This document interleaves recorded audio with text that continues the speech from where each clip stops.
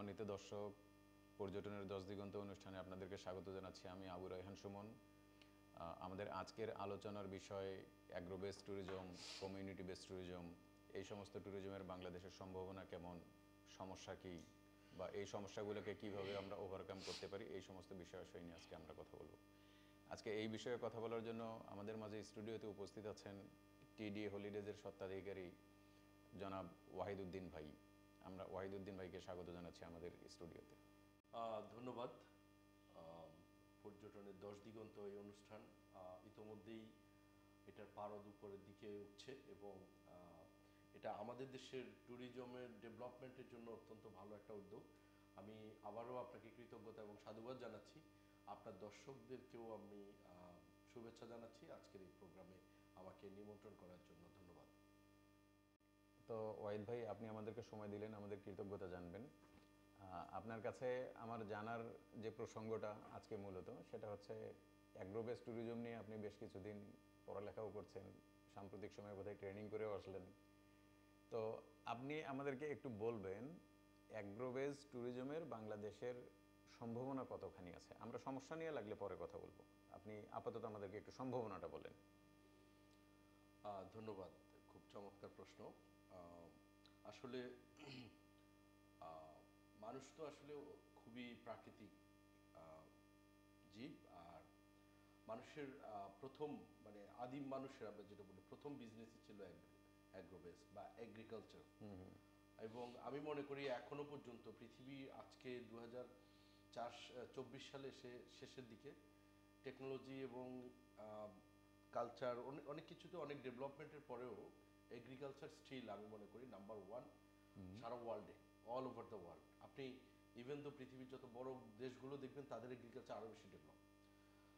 So এগ্রিকালচারের সাথে what is agro tourism, মানে এটা ওয়ার্ডটাই কিন্তু অ্যান্সার নির্দেশ করে, অর্থাৎ এগ্রিকালচার এবং ট্যুরিজম দুটো মিলেই কিন্তু অ্যাগ্রো ট্যুরিজম। এখন আপনার প্রশ্ন হচ্ছে এটা আমাদের কীরকম স্কোপ আছে আমাদের দেশে, রাইট। অ্যাগ্রো ট্যুরিজমটা কীরকম স্কোপ আছে আমাদের দেশে। আমি তো বলবো যে আমাদের দেশে এগ্রিকালচার বা অ্যাগ্রো ট্যুরিজম যেটাকে বলছি এটা চমৎকার। মানে আমি আমি মনে করি যদি আমরা প্রপারলি এটাকে গাইড করতে পারি আমরা one of the top country হতে পারবো ওয়ার্ল্ডে, অ্যামং দ্য ওয়ার্ল্ড অ্যাগ্রি ট্যুরিজমে। তাই আমি প্রিটি শিওর, আমি ডেফিনেটলি আমি আচ্ছা, প্রিটি শিওর, আমি কনফিডেন্ট। অ্যাগ্রো ট্যুরিজমটা আমাদের দেশে, আমি তো বললাম যে আমি খুব প্রিটি শিওর বা আমি কনফিডেন্ট যে বাংলাদেশে অ্যাগ্রো ট্যুরিজমের খুব ভালো সম্ভাবনা আছে, ভালো ভবিষ্যৎ আছে। আমরা যদি কিভাবে ভালো ভবিষ্যৎ আছে বা কেন আছে, দেখুন বাংলাদেশের এখনও আমরা কৃষি প্রধান দেশ বলি। আমাদের দেশটা অনেক ছোট, ল্যান্ড বর্ডার অনেক ছোট। আমাদের প্রবাবলি 87,000 ভিলেজ আছে বা গ্রাম আছে। সো আমাদের এইখানে ছোট্ট এই দেশে আমরা সৌভাগ্যক্রমে আমরা পৃথিবীর অনেক দেশে গিয়েছি, অনেক কালচার হেরিটেজের সাথে আমাদের মিলন মেলা হয়েছে বা হচ্ছে। তার মধ্যেও আমি মনে করি আমাদের দেশে অ্যাগ্রো ট্যুরিজম খুব বেশি স্কোপ আছে, বিকজ আমাদের প্রতিটা এই ছোট্ট দেশের মধ্যেও প্রতিটা অঞ্চল ভিত্তিক এগ্রিকালচার এবং এটার কালচার ভিন্ন ভিন্ন কালচারে ভিন্ন ভিন্ন এগ্রিকালচারাল অ্যাক্টিভিটিস হয়, যেটি পৃথিবীতে বিরল, সব দেশে কিন্তু সেরকম হয় না। সো আমি মনে করি আমাদের অঞ্চল ভেদেও আপনার এগ্রিকালচারাল প্র্যাকটিস এবং এই প্র্যাকটিসটাকে যদি আমরা ট্যুরিজমের সাথে ওতপ্রোতভাবে জড়িত করতে পারি, এটার সাথে একটা ইকোনমিক্যাল, অবশ্যই যেখানে ট্যুরিজম আছে সেখানে ইকোনমিক্যাল একটা ফাংশন আছে। সো এগ্রো ট্যুরিজমে এখানে আসলে বেনিফিশিয়ারি কিন্তু তিনটা, একেবারে মোটা দাগে তিনটা গ্রুপ।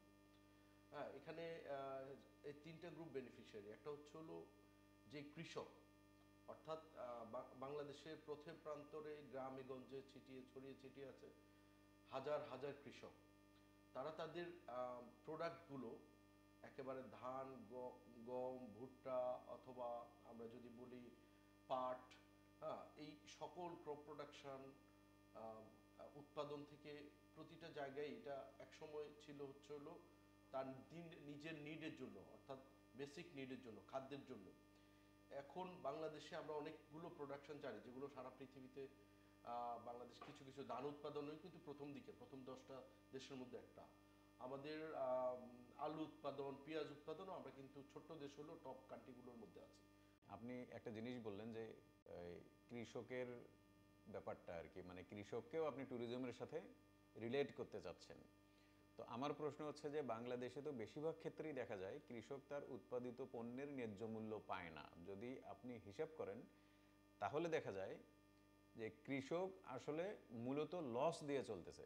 মানে লস মানে কি, তার অন্তত নিজের যে শ্রমের যে মূল্যটা পাওয়ার কথা এটা কিন্তু সে পাচ্ছে না। তার উৎপাদন খরচ আর পণ্য বিক্রির খরচ প্রায় সমান সমান।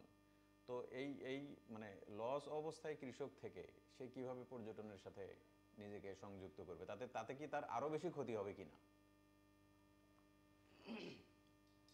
ধন্যবাদ, খুব ভালো প্রশ্ন। আমার খুব দরকারি বা খুব প্রয়োজনীয় প্রশ্ন এটা। আহ, আমরা আমরা আমরা যদি এগ্রিকালচারের সাথে ট্যুরিজমটাকে আমরা ইনভলভ করি, অ্যাগ্রো ট্যুরিজম যেটাকে বলছি, জি। আজকে আমাদের যে আলোচনার টপিক, আমি তো বরং বলবো যে এটা ঠিক মানে রিভার্স করে দেখার সুযোগ আছে। সুযোগ না, রিভার্স করে দেখাই উচিত। আচ্ছা আচ্ছা আচ্ছা। লাইক আপনার হচ্ছে হলো অ্যাগ্রো ট্যুরিজমটা যদি ডেভেলপ স্ট্যাবলিশড হয় আমাদের দেশে, এই ক্ষেত্রে কৃষক সবচেয়ে বড় বেনিফিটটা কৃষকের হবে। তাই? হ্যাঁ, অবশ্যই সবচেয়ে বড় বেনিফিটটা কৃষকের হবে।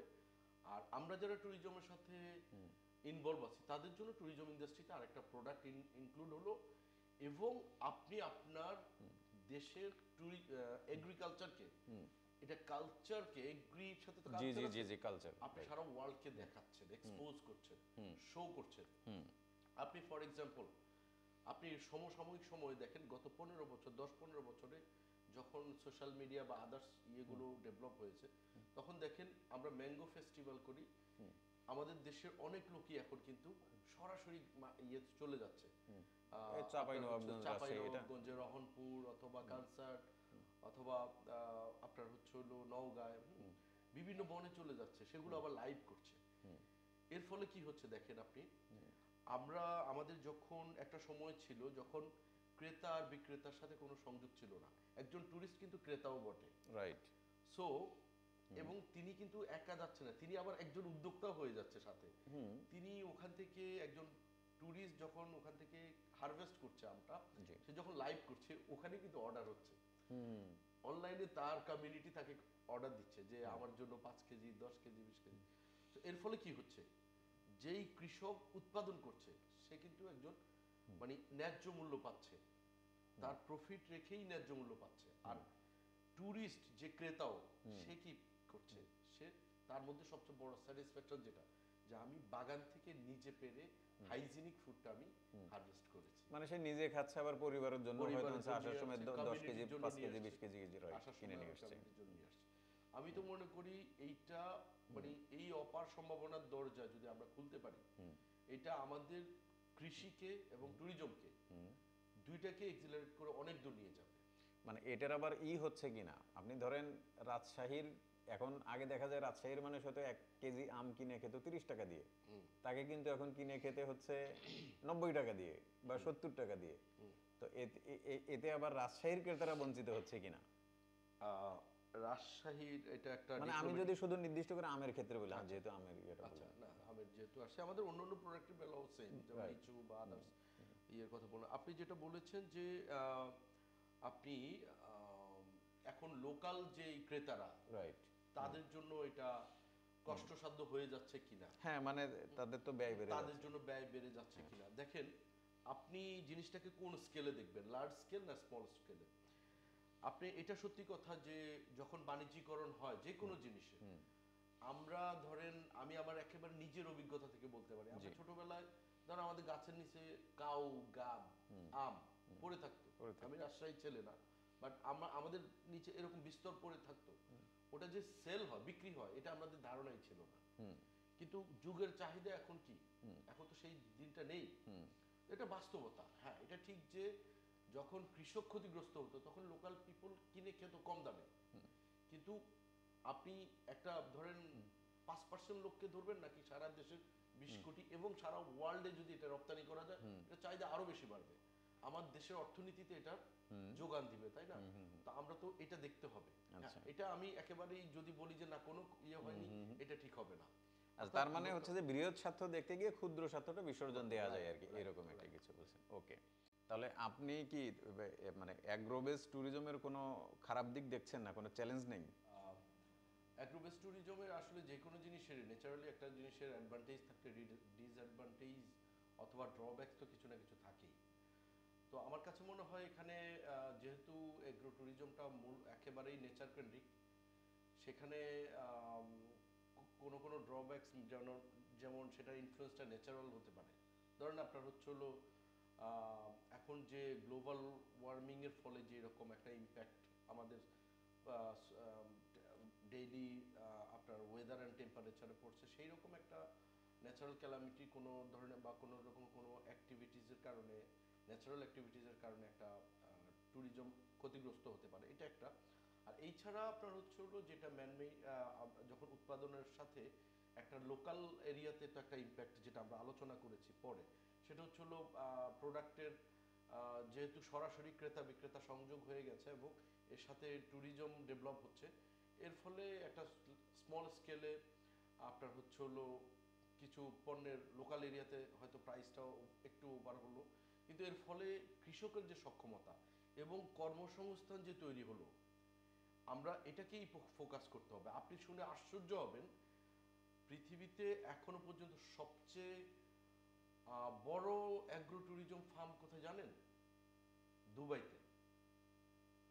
আমরা জানি এটা একটা ডেজার্ট কান্ট্রি, কিন্তু দুবাইতে ওয়ার্ল্ডের সবচেয়ে বড় এগ্রি হাব, ওটার নাম, সবচেয়ে বড় এগ্রো ট্যুরিজম ফার্ম। এবং এটা এখানে 10,000 বা তারও বেশি কর্মসংস্থান ইতোমধ্যে করা হয়েছে এবং তাদের এটা মোর দ্যান দ্যাট হবে। সো ওই যে অ্যাগ্রি ট্যুরিজমের অ্যাডভান্টেজটা আমি বেশি বেশি কেন বলছি, ডিসঅ্যাডভান্টেজ সামান্য আছে কিন্তু অ্যাডভান্টেজটাই বেশি। এবং আমি মনে করি আমাদের দেশে আহ, প্রথমত কৃষক লাভবান হবে, দ্বিতীয়ত অ্যাস্থেটিক ভ্যালু আছে এটা, এবং ডোমেস্টিক এবং ইনবাউন্ড ট্যুরিস্টরা আমাদের দেশে এসে আমাদের এগ্রিকালচার এবং কালচার সম্পর্কে তারা জানবে, অ্যাজ ওয়েল অ্যাজ এর মাঝখানে যে আমরা যারা ট্যুরিজম নিয়ে কাজ করি তারা বেনিফিটেড হবো। তিনটা গোষ্ঠী সরাসরি বেনিফিটেড। সো আমি খুব আশাবাদী বাংলাদেশে যদি আমরা এটাকে ব্র্যান্ডিং করতে পারি এবং আমরা যদি এটাকে সামনের দিকে এগিয়ে নিয়ে যেতে পারি, অঞ্চল ভিত্তিক আমাদের অ্যাগ্রো ট্যুরিজমটা আলোর পথ দেখবে এবং এটা ভবিষ্যতে অনেক দূর এগিয়ে যাবে। ধন্যবাদ। তো ওয়াহিদ ভাই, আপনি তো যা বললেন তা শুনতে আমার কাছে বেশ ভালোই লাগলো, যে কৃষক স্বাবলম্বী হবে, যারা ট্যুরিজম বিজনেসের সাথে জড়িত তাদের উন্নতি হবে, কিন্তু এটার কিন্তু আর একটা সাইড ইফেক্ট আছে। সাইড ইফেক্টটা হচ্ছে কীরকম? ধরা যাক আম বাগান যার আছে, যে কৃষকের বা লিচু বাগান, সে করবে কি, তার বাগানের সবচেয়ে ক্রিম প্রোডাক্ট যেটা আছে, সবচেয়ে ভালো প্রোডাক্ট যেটা আছে, সেটা কিন্তু সে টাকা রোজগারের জন্য এটা বিক্রি করে দিবে। তার সন্তান হয়তো আগে সবচেয়ে ভালো আমটা খেত, বা তার সন্তান হয়তো আগে সবচেয়ে ভালো লিচুটা খেত, এখন কিন্তু সবচেয়ে ভালো আম বা লিচুটা সে খেতে পারবে না। এখানে কিন্তু তার সন্তান বঞ্চিত হওয়ার একটা ব্যাপার আছে। আহ, ভালো প্রশ্ন, ভালো প্রশ্ন। আহ, হ্যাঁ, এটা ঠিক যে অনেক ক্ষেত্রে এটার একটা ইম্প্যাক্ট এরকম হতে পারে যে যে কৃষকে আমরা ফর এক্সাম্পল লিচুর কথা যদি ধরি, বা কৃষক যে পণ্যটা উৎপাদন করছে, একটা সময় ছিল বাণিজ্যিকরণের আগে এটা হয়তো তার সন্তানাদি, তার আত্মীয় স্বজন বা তার প্রিয় সন্তান এটাকে উপভোগ করতে বা খেত। তো এখন তো বাণিজ্যিকরণের ফলে এটা সে সেল করে দিচ্ছে, যার ফলে তার সন্তান হয়তো ওটা খেতে পারছে না। কিন্তু আপনি এর এর পাশাপাশি একটু পজিটিভলি যদি চিন্তা করেন যে তার একটা মানুষের চাহিদাতে তো আরো অনেক কিছুই আছে। লাইক সে যদি তার লিচুটা, ভালো লিচুটা ভালো দামে বিক্রি করে, এর ফলে তার যে ক্রয় ক্ষমতা বাড়বে, অর্থাৎ সে একটা ভালো অ্যামাউন্ট যখন সে আর্ন করবে, তার ক্রয় ক্ষমতা বাড়বে, তখন সে তার সন্তানকে, হয়তোবা সেই সন্তানটা গত 5 বছরে একটা চাঁদপুরের ভালো ইলিশ খেতে পারেনি, হ্যাঁ, তো এই টাকা থাকার ফলে সে কিন্তু তার সন্তানকে সেটা যোগান দিতে পারছে। ওরা ফর এক্সাম্পল বললাম। সো এটাও বা কম কিছু, এটা বরং মানে তার তার সন্তানকে সে যে এই যে এটা অ্যাফোর্ড করতে পারলো, এটার ইয়েটা কিন্তু আরো বড়, তার সক্ষমতা আরো বেশি বাড়লো। সো আমরা এভাবে পজিটিভলি দেখতে হবে বিষয়টা। ধন্যবাদ। ভালোই বলেছেন ভাই।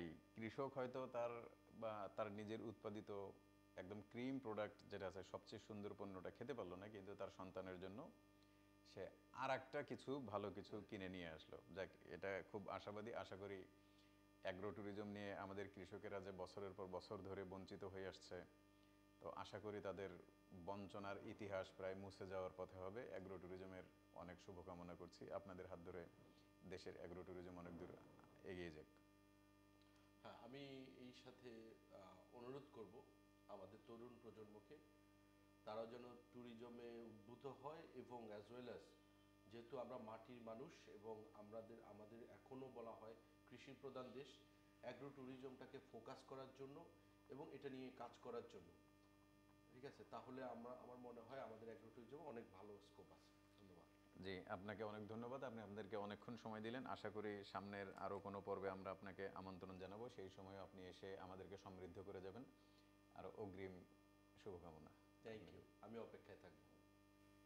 তো সম্মানিত দর্শক, সবই তো শুনলেন। ওয়াহিদ ভাই তো শুধু আশার বাণী আশার বাণী আশার বাণী শুনিয়ে যায়, কিন্তু আমাদের কৃষক বঞ্চনার ইতিহাস তো শত বছরের পুরনো।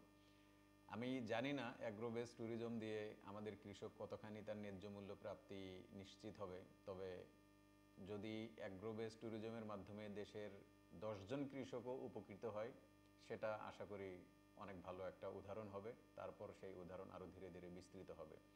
তো অ্যাগ্রো ট্যুরিজমের হাত ধরে দেশের কৃষক স্বাবলম্বী হোক। আমরা তো আসলে কৃষি প্রধান দেশই, আমাদের বাপদাদারা তো আসলে কৃষকই ছিলেন। তো এখন হয়তো ইদানিং সাম্প্রতিক সময়ে আমরা একটু অন্য অন্য পেশায় বেশি জড়িত হয়ে গেছি। আমাদের কৃষি সারা বিশ্বে সুনাম অর্জন করুক। ওয়াহিদ ভাই তো বললেন যে আমরা অ্যাগ্রোবেস ট্যুরিজমের জন্য বিশ্বের ভিতরে খুব ভালো একটা উদাহরণ হব। উনি অবশ্য বলেছেন যে আমরা সবচেয়ে ভালো উদাহরণ হব। তো সেই আশাবাদ ব্যক্ত করছি, সেই কামনা। অ্যাগ্রোবেস ট্যুরিজমের হাত ধরে দেশের এগ্রিকালচার এবং ট্যুরিজম অনেক দূর এগিয়ে যাবে, সেই প্রত্যাশাই রইল। সবাইকে ধন্যবাদ। আল্লাহ হাফেজ।